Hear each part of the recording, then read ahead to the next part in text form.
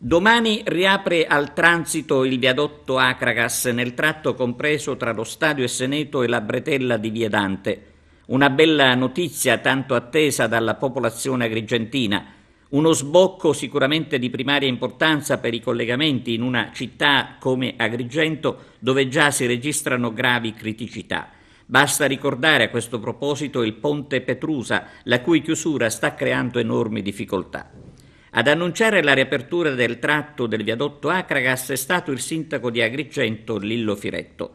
L'apertura del viadotto è vista come un importante passo avanti nei collegamenti tra la zona sud della città, compresa tra lo Stadio e Seneto, via Ugo La Malfa, via Manzoni, e i quartieri situati a nord, compresa Contrada Consolida, sede dell'ospedale San Giovanni di Dio.